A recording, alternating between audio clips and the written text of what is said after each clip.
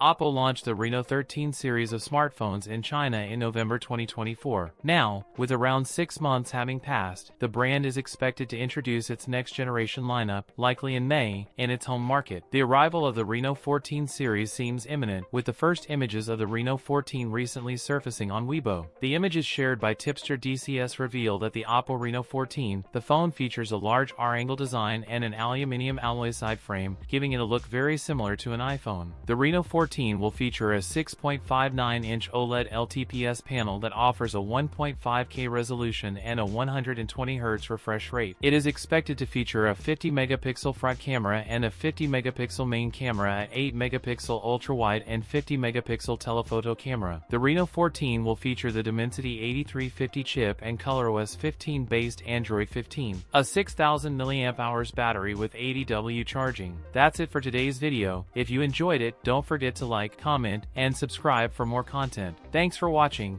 and I'll see you in the next one.